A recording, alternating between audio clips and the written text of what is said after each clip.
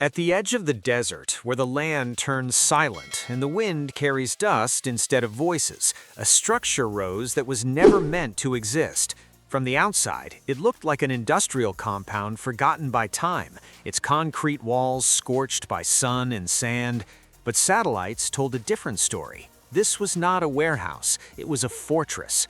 Intelligence analysts had tracked unusual traffic for months, convoys that never appeared on customs logs, shipments that vanished between coordinates, armed patrols rotating with military discipline. When the full picture finally emerged, even seasoned officials struggled to comprehend its scale. Inside the compound lay a narcotics reserve so vast it could destabilize entire regions. Tons of refined drugs and chemical precursors were stacked like commodities, guarded by men trained not as criminals, but as soldiers. Heavy weapons ringed the perimeter. Watchtowers pierced the skyline. Armored vehicles traced endless loops around the walls. Advanced radar swept the airspace, hunting anything that dared to fly. But the most disturbing discovery was not the firepower or the wealth, it was the people. Dozens of hostages were being held inside, men, women, even children, taken from different countries, stripped of identity, used as leverage. They were the cartel's ultimate insurance policy. Any attack risked their lives. Law enforcement agencies had tried indirect approaches, raids on supply routes, arrests of mid-level operatives, financial seizures. None of it mattered. The fortress remained untouched, operating openly in a region where fear had replaced law. Villages nearby had been swallowed by dependency, bribery, and terror. Locals didn't warn authorities, not because they supported the cartel, but because survival demanded silence. Then came the evidence that changed everything. Intelligence reports confirmed acts so extreme that hesitation was no longer an option. This was no longer about drugs or borders. It was about mass human suffering. At that moment, the situation crossed an invisible line. What stood in the desert was not a criminal hideout. It was a strategic threat, and it forced a question that would echo through Washington. Could such a fortress be destroyed without sacrificing the innocent trapped inside? Inside secure briefing rooms, the debate was brutal. Every option carried consequences. Airstrikes could flatten the compound, but hostages would die. A siege might reduce resistance, but captives could be executed before help arrived. Negotiation was meaningless against an enemy that viewed human life as currency. The longer commanders studied the intelligence, the clearer it became. Delay favored the cartel. The fortress was built to endure scrutiny. It thrived on hesitation. Military planners understood they were facing something rare, a non-state actor fortified to near military standards, operating with discipline, redundancy, and planning. This was not chaos, it was structure. After days of deliberation, the conclusion emerged quietly but firmly. If the operation happened, it had to be fast, precise, and overwhelming. No warnings, no half measures. Every second would matter. Special operations forces were selected not for numbers, but for capability. Surveillance assets were repositioned. Electronic warfare specialists mapped the enemy's radar and communications. Snipers studied patrol patterns down to the minute. Combat divers examined underground access points invisible to conventional reconnaissance. The objective was not annihilation, it was extraction.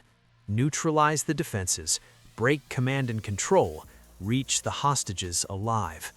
Success would depend on synchronization at a level rarely attempted. Any misstep could turn the compound into a mass grave.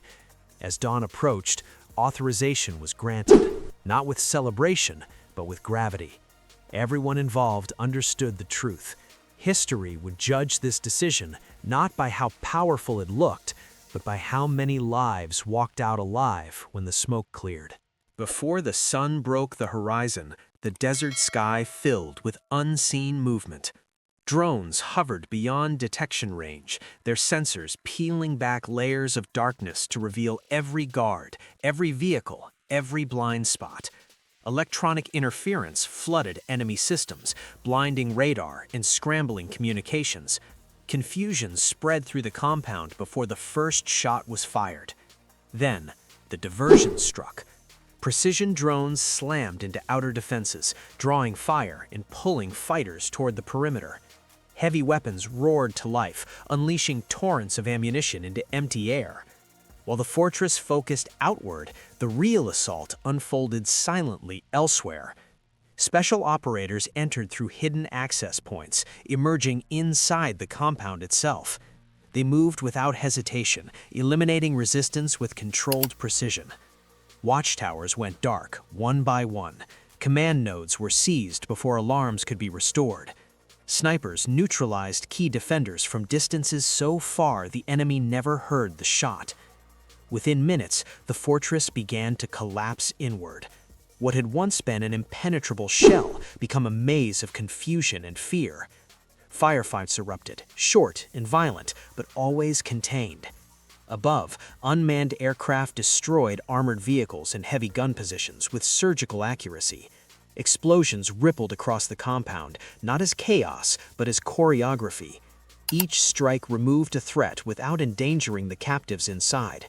The defenders, trained to intimidate and dominate, were unprepared for an enemy that did not panic, did not rush, and did not miss. With the outer defenses neutralized, the mission entered its most dangerous phase, the hostages. Operators advanced into warehouse blocks and underground chambers where captives were held in darkness. Breaching teams moved fast, using non-lethal tools whenever possible. Stun grenades disoriented guards long enough for precision shots to end the threat. Combat medics followed close behind, treating malnutrition, dehydration, and injuries that told stories no report could fully capture. Some hostages could barely walk, others clung to their rescuers in disbelief. Every minute mattered. Isolated pockets of resistance fought desperately, using the captives as shields until they were overwhelmed. The sound of gunfire echoed through corridors thick with smoke and dust. Yet discipline held. No reckless shots, no unnecessary risks. By the time the final stronghold fell, the fortress was burning from multiple points, its power structure erased. What had been built to last decades was undone in less than 2 hours. The extraction began as the first light of morning crept over the desert. When the sun fully rose, the compound was unrecognizable. Towers lay shattered. Armored vehicles burned where they had once patrolled with arrogance. Tons of narcotics sat exposed, awaiting destruction. But the most important sight was human. Dozens of former captives stood free, wrapped in blankets, escorted to safety by soldiers who had risked everything to reach them. Not a single hostage had been lost. The cost was not zero. Several operators were wounded, but none were left behind. The message sent that morning was unmistakable. Fortresses built on fear are illusions. Wealth gained through suffering cannot buy immunity. And human lives are not bargaining chips. This was not just a tactical victory. It was a line drawn with resolve, a reminder that even the strongest walls fall when faced with precision, unity, and the refusal to look away. The desert returned to silence, but the echo of that night carried far beyond the border.